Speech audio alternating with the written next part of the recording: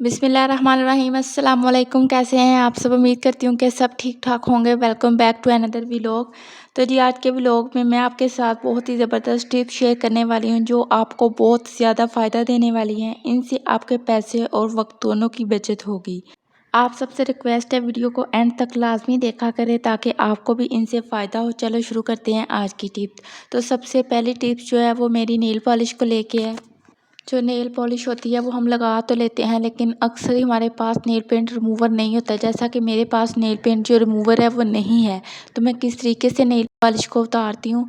तो मैं सिंपल एक तरीका तो ये है कि इसके ऊपर जो आपकी नेल पॉलिश लगी हुई है इसके ऊपर आपके पास कोई भी परफ्यूम पड़ा है तो वो आप स्प्रे कर दें और फिर आप उसको 5 सेकंड के लिए स्टे दें और फिर आप उसको उतारें तो बहुत ही आसानी से जो आपका नेल पेंट है वो उतर जाएगा। और दूसरा तरीका जो है जो पर्सनली मैं भी यूज़ करती हूँ, जो आपकी नेल पॉलिश लगी हुई है उसी के ऊपर आपने नेल पॉलिश लगा देनी है और तकरीबन इसको 10 सेकंड के लिए स्टे देना है और फिर इसको आप रिमूव करें तो बहुत ही आसानी से ये भी रिमूव हो जाएगी। नेल पॉलिश वैसे तो ज़्यादातर नहीं मैं लगाती लेकिन नमाज़ वगैरह पढ़नी होती है, लेकिन कभी कभार लगा लें तो फिर मैं इसी तरीके को यूज़ करते हुए रिमूव करती हूँ कि नेल पॉलिश के ऊपर ही नेल पॉलिश को लगाना होता है। जहाँ पे हमारी नेल पॉलिश लगी हो तो वो नीचे से गीली हो जाती है और फिर वो भी साथ ही उतर जाती है। तो ये दोनों ही तरीके बेस्ट हैं। आप चाहे परफ्यूम से नेल पॉलिश उतार लें या चाहे नेल पॉलिश को ही लगा के आप उतार लें, बहुत ही ईज़िली उतर जाती है। बहुत ही आसानी से उतर जाती है। ये दोनों ही चीज़ें हमारे घर में अवेलेबल होती हैं। तो दूसरी टिप जो मेरी है वो हमारे जो कंघे और ब्रश होते हैं उनके मुतल्लिक है, क्योंकि ये भी इनको साफ़ करना भी बहुत ही ज़्यादा ज़रूरी है। टाइम पे साफ़ कर लें तो बहुत ही अच्छी बात होती है। अगर इनके अंदर देर से पड़ी मैल कुचैल जम जाए तो फिर उसको निकालना भी बहुत ही मुश्किल हो जाता है।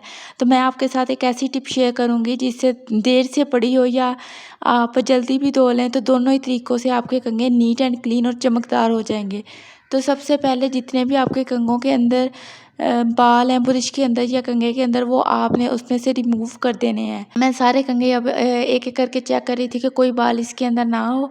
तो यहाँ पे मैंने सारे जो बाल थे वो निकाल लिए थे और यहाँ पे एक बाउल में पानी लेना है, उसके अंदर थोड़ा-सा डालना है शैम्पू, थोड़ी-सी टूथपेस्ट और जी हाफ़ टी स्पून के करीब बेकिंग सोडा डालना है। जब वो मैं डाल रही थी तो मैं वीडियो को ऑन करना भूल गई।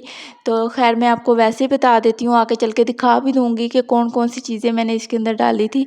तो फ़िलहाल इनको मैं इसके अंदर कर दूँगी डिप और डिप करने के बाद अच्छे से डिप करना है और इसको 15 मिनट तक आपने स्टे देना है। जब इसको स्टे देंगे तो इसकी जो मैल कुचैल है वो अच्छे से मतलब हो जाएगी, उतरना शुरू हो जाएगी। तो यहाँ पे मैंने सिंपल एक टूथब्रश लिया था जो कि मेरा ख़राब हो चुका है, तो उसी की मदद से मैं इसको रब कर रही थी। ये ब्रश को मैंने काफ़ी अंदर से साफ़ करने की कोशिश की है लेकिन ये इसके लकड़ी के थे तो इसके अंदर ब्रश जा नहीं रहा था, तो मैंने इतनी ज़्यादा इस पे एफ़र्ट नहीं की इसके, क्योंकि जो दंदाने वो पहले कुछ टूटे हुए हैं जो लकड़ी के हैं और बहुत ही नाज़ुक सी लकड़ी है। तो अहमद इसके ऊपर एक बार गिरा था तो वो टूट गए थे, तो मैंने अब इसको इतना कोई प्रेस नहीं किया। लेकिन जो दूसरे कंघे थे उनको अच्छी तरह से मैंने रगड़ा तो वो मतलब चुटकियों में सारे कंघे साफ़ हो गए थे। वैसे तो मेरे कंघे साफ़ ही होते हैं लेकिन पिंक वाला वो काफ़ी देर से मैंने ये रखा हुआ था क्योंकि मुझे वीडियो बनानी थी और मैं चाहती थी उसके अंदर मैल जमा हो जाए। तो मैल कुचैल काफ़ी इसके अंदर थी, तो मैं अब बेकिंग सोडा जो वो डाला है उसके रिज़ल्ट आपको दिखाऊंगी कि उस बेकिंग सोडा जो है वो कितना इफ़ेक्टिव है। कि हमारे खानों में तो यूज़ होता ही होता है लेकिन हमारी सफाई के कामों में उसका बहुत ही ज़्यादा फ़ायदा है। जिस चीज़ पे भी हम मैल कुचैल अगर किसी चीज़ में जमा हो जाए, लग जाए, ना उतर रही हो, बेकिंग सोडा डाल दें, उसको स्टे दें, थोड़ी देर के लिए डिप करके रखें तो वो बहुत ही आसानी से मैल कुचैल निकल जाती है। तो अभी मेरी कंघी भी जो थी हानिया के लिए यूज़ होती है क्योंकि जो स्कूल गोइंग बच्चे होते हैं उनके जुएँ वगैरह पड़ जाती हैं, तो मैंने ला के रखी हुई है कि हानिया के यूज़ होती रहती है। तो ख़ैर अभी जुएँ तो नहीं है लेकिन मेरे यूज़ में आ रही है इसलिए मैंने ला के रखी है। क्योंकि मैं अक्सर ही ना इसे चेक करती रहती हूँ कंघी से कि जुएँ पड़ ही ना जाएँ। तो कंघे मैंने सारे यहाँ पे साफ़ कर लिए थे और ये जी बेकिंग सोडा डाला है, टूथपेस्ट डाली है और साथ में डाला है जी शैम्पू।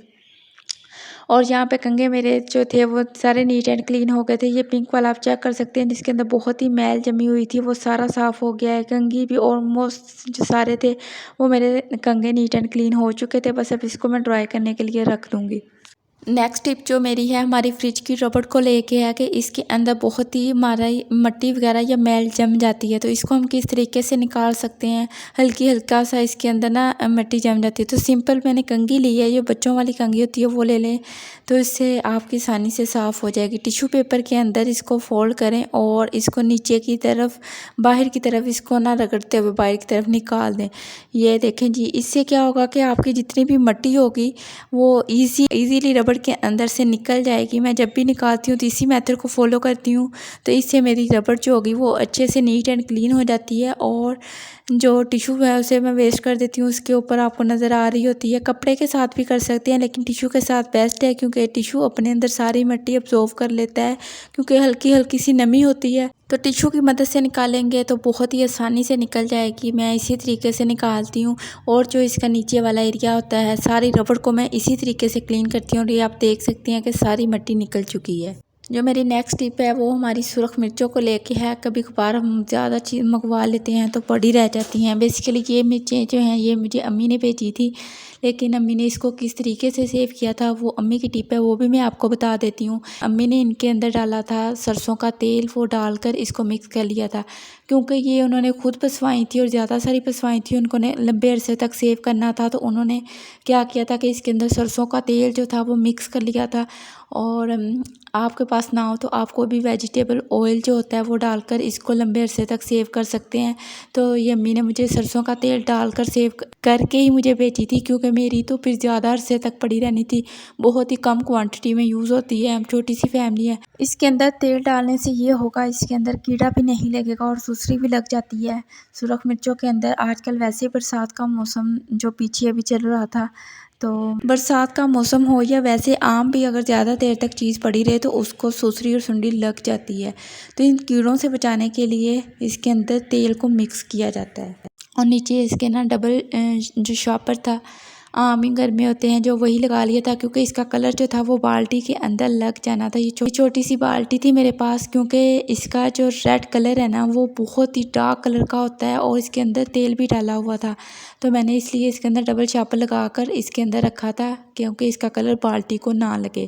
ये भी मिर्चों को सेव करने के लिए बहुत ही बेस्ट टिप थी। अब चलते हैं नेक्स्ट टिप की तरफ। यहाँ पे मैं बना रही थी शावर पौधों को पानी देने के लिए। वो जो कपड़ों को देने वाला शावर था उसके अंदर से पानी बिल्कुल थोड़ा थोड़ा सा निकलता है, तो मैं चाह रही थी कि कोई इससे ना बड़ा शावर बनाऊँ जिससे पौधों को ज़्यादा सारा पानी निकले। तो मैं इसको ना एक सिंपल बोतल ले ली थी, उसके अंदर अब मैं सुराख करने लगी थी। मैंने कहा कि इसके कैप के अंदर सुराख करते हैं और इसको खुद ही घर में जो होगा शावर बना लेते हैं। तो उसने एक कील ले लिया था, इसकी मदद से कील को गर्म करके इसके अंदर सुराख कर रही थी। जब आपने अगर बनाना हो या करना हो तो इसको बहुत ही एहतियात से कीजिएगा, क्योंकि कील बहुत ज़्यादा गर्म हो जाता है। तो मैंने सिंपल एक कपड़ा अपने हाथ पे रोल कर लिया था ताकि मेरा हैंड ना जले, और बस सिंपल इसको नीचे की तरफ प्रेस कर रही थी और इसके अंदर सुराख होते जा रहे थे। अभी पेचकस या इस तरह की कोई भी चीज़ ले सकते हैं। मेरे हाथ में कील आया और मैंने कील उठा के सुराख करना शुरू कर दिए। बस मैंने कहा जल्दी से इसको बना लूँ और अब जाके चेक करते हैं कि इसका कैसा रिज़ल्ट आता है, शावर कैसा बना है। और ये देखें जो मैंने बीज लगाए थे, पालक जो है वो उगना शुरू हो चुकी है, छोटे छोटे से चुन्ने मुन्ने से इसके निकल आए हैं। तो आई एम सो हैप्पी कि पालक उग आई है और बाकी चीज़ें भी अब जल्दी से उग आएँ। और ये देखें जी बहुत ही अच्छा मेरा शावर बन गया था। और डायरेक्ट भी पौधों को पानी नहीं दे सकते, क्योंकि फिर होल से पड़ जाते हैं मिट्टी के अंदर। तो बस इस तरीके से शावर बनाए और अपने पौधों को पानी दे बगैर कोई पैसा इन्वेस्ट किए, घर से खाली बोतल लें, इनके कैप में सुराख करें और जी पौधों को पानी दे दें। और ये मैं लेमन को पानी दे के चेक कर रही थी कि इसको कैसे आता है। तो ये भी बहुत ही बेस्ट टिप थी। तो चलते हैं अब नेक्स्ट टिप की तरफ। नेक्स्ट टिप है हमारा जो शीशा होता है, जो मिरर हमारा बहुत ही गंदा हो जाता है हमारे वॉशरूम में, इसके ऊपर पानी के छींटे पड़ रहे होते हैं, तो उसके ऊपर दाग नमा जो है वो नज़र आ रहे होते हैं, तो क्लियर नज़र नहीं आ रहा होता। तो उसको किस तरीके से साफ़ कर सकते हैं। तो यहाँ पे मैंने ली थी टूथपेस्ट को ब्रश की मदद से मैंने लगा दिया था सारे मिरर के ऊपर। तो जी इसकी जो साइडें इसकी बॉडी के ऊपर भी इसी पेस्ट को लगा दें, तो इससे क्या होगा कि बहुत ही अच्छा आपका मिरर चमक जाएगा। और बस 5 मिनट के लिए इसको मैंने छोड़ा है और फिर एक सिंपल कपड़ा लिया है और उसकी मदद से मैंने इसको साफ़ कर लिया था। और ये देखिए जी, हर तरह का जो दाग था वो ख़त्म हो गया था, बहुत ही नीट एंड क्लीन मिरर हो गया था। आज की टिप्स यहीं तक की थी। उम्मीद करती हूँ आज की टिप्स आप लोग को पसंद आई होंगी। लाइक कर दें, चैनल को सब्सक्राइब कर दें। अल्लाह हाफिज़, बाय बाय।